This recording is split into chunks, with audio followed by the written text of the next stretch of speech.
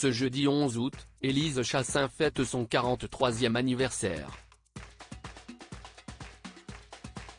CST sur Canal+ et notamment dans Le Grand Journal et la nouvelle édition que la mère de Basile, 11 ans, et Octave, 7 ans, a été révélée au grand public. En 2012, Élise Chassaing était l'une des chroniqueuses de l'émission Touche pas à mon poste qui débarquait tout juste sur D8, actuel C8. Elle a quitté cette émission au bout de quelques mois.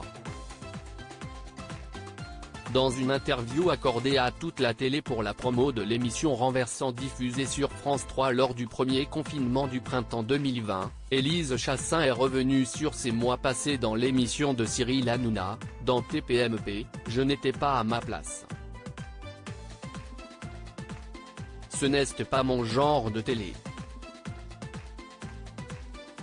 J'aime bien aller à la rencontre des gens, prendre le temps et être plus axé sur la culture.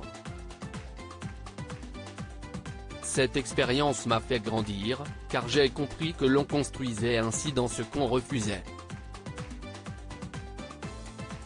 Au bout de 5 mois dans Touche pas à mon poste, je me suis rendu compte que j'allais dans une direction télé qui ne me correspondait pas. J'ai préféré laisser ma place à ceux qui aiment vraiment s'amuser, a confié celle qui a finalement rebondi dans l'émission de France 5, On n'est pas que des cobayes arrêtés en 2016. De chroniqueuse à réalisatrice de documentaires en 2020, Élise Chassaing a réalisé un documentaire sur le célèbre couturier Pierre Cardin, décédé en décembre 2020 à 98 ans, intitulé Pierre Cardin, la fabrique du futur. Invitée dans l'émission Culture Média sur Europe 1 au tout début de l'année 2021, la journaliste s'est exprimée sur sa démarche. Les archives de Pierre Cardin sont assez incroyables parce qu'elles n'ont jamais été classées. On a pu donc aller fouiller comme ça dans les tiroirs et numériser des images qui n'avaient jamais été montrées. Côté vie privée, on ne connaît guère le nom de celui qui partage la vie de la talentueuse Élise Chassaing.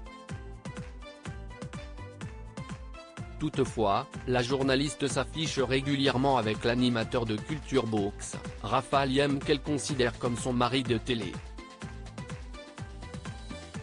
Si l'on en croit un post publié sur Instagram en mai 2021 et dans lequel elle arbore une robe moyenâgeuse.